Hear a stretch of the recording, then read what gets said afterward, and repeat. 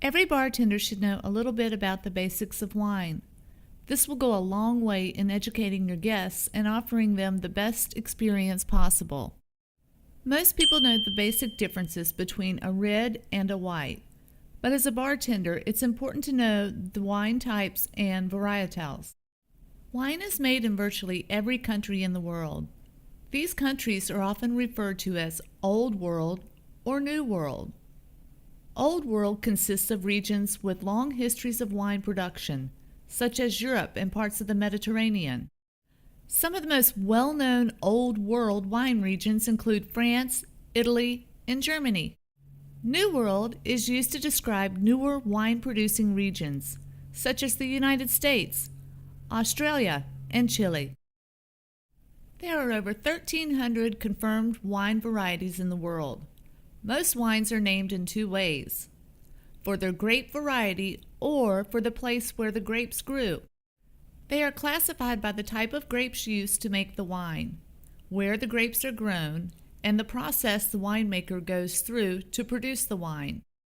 The type of grape used to make a wine is called a varietal. There are hundreds of varietals grown around the world, but as a bartender, you'll likely encounter only a handful of these vintages. Here are the most popular types of wines as defined by their grape varietal. White wines are made from the white varietals and have the least body, meaning they are the lightest of the wine varietals. Popular styles include Chardonnays, Pinot Grigio, Sauvignon Blanc, and Rieslings.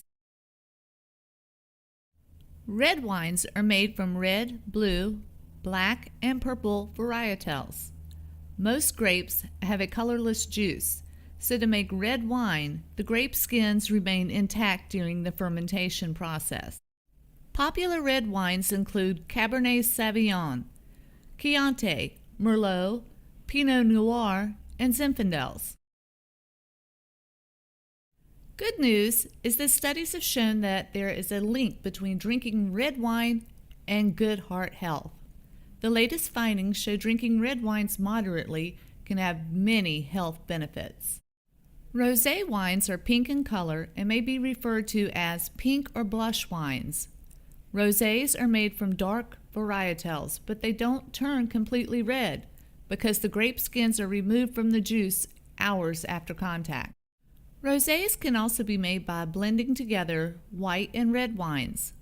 Most rosés are sweet, with white Merlot and white Zinfandel being the most popular. Sparkling wines are wines that contain carbon dioxide bubbles. This carbon dioxide occurs naturally during the fermentation process, and winemakers around the world have developed special techniques to trap the bubbles in the wine. Sparkling wines can be made from any variety of grape. Many times they're incorrectly referred to as champagne. Champagne is a type of sparkling wine, but there is a distinct difference between the two. Champagne is the name of a region in France. By law, wines may only be called champagne when they are made only from grapes grown in this region and produced according to strict guidelines. Popular sparkling wines include Cava, Prosecco, and Cremant de Bolognais. Dessert wines are wines which have a high sugar content, making them a popular choice with or as a dessert. Popular styles of dessert wines include ice wines, Lambrusco, and vermouth. Fortified wines have brandy or other spirits added to the juice during the fermentation. The brandy prematurely stops the fermentation process and leaves a high amount of sugar in the wine. Some fortified wines, including port and sherry, were originally created to ensure the wine survived long voyages on 17th century ships.